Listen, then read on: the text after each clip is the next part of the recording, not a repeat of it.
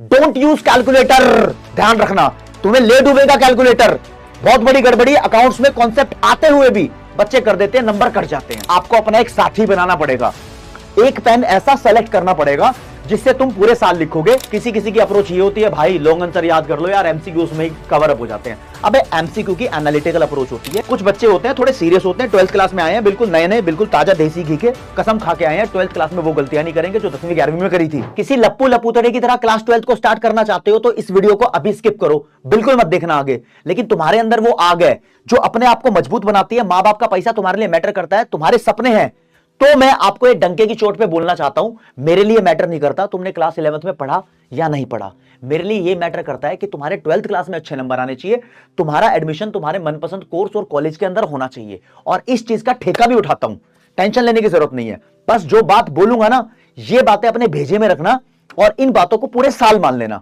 एक एक करके सब्जेक्ट से रिलेटेड भी बात बताऊंगा कॉमर्स वालों, और तुम्हें तुम्हारे पूरी जर्नी से रिलेटेड बात बताऊंगा।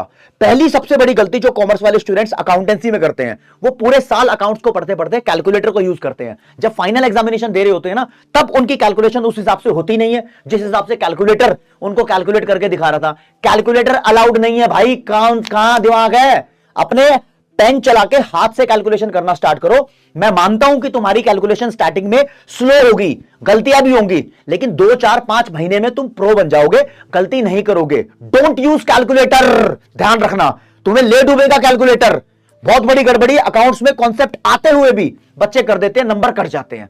अब दूसरी पॉइंट, अकाउंटेंसी के अंदर ना ज्यादातर बच्चे लगे रहते हैं प्रैक्टिकल प्रैक्टिकल प्रैक्टिकल, बना देते हैं P&L अकाउंट, बैलेंस शीट चल रही है, जर्नल एंट्री भी चल रही है। अबे थ्योरी मिस कर देते हैं। थ्योरी मिस नहीं करनी।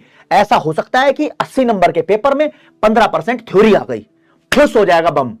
थ्योरी को पकड़ के चलो। तीसरी बात ध्यान रखना, ये बिजनेस स्टडीज की थ्योरी हो, चाहे इंग्लिश के लॉन्ग आंसर क्वेश्चन हो, चाहे इको या अकाउंट्स, ये पेपर के टाइम पर जाकर बहुत सारे बच्चे पढ़ रहे होते हैं और वहां जाकर एवरेज आंसर लिखकर आते हैं और उनके नंबर पूरे नहीं मिलते। फिर कहते हैं जी मेरे 100 में से 60 नंबर आए हैं, 65 नंबर आए हैं, लेकिन मेरे को नॉलेज तो बहुत धुआंधार है। अबे तेरी नॉलेज मैटर नहीं करती, मैटर ये करता है कि तूने अपनी आंसर शीट में लिखा क्या है।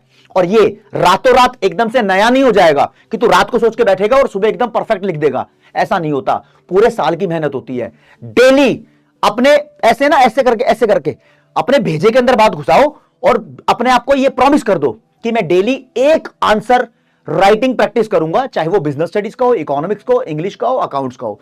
राइटिंग में प्रैक्टिस करनी है। और इसके साथ साथ आपको अपना एक साथी बनाना पड़ेगा। एक पेन ऐसा सेलेक्ट करना पड़ेगा जिससे तुम पूरे साल लिखोगे। उसका रिफिल खत्म हो जाएगा तो रिफिल नया परचेज कर लेना। पेन टूट गया तो वही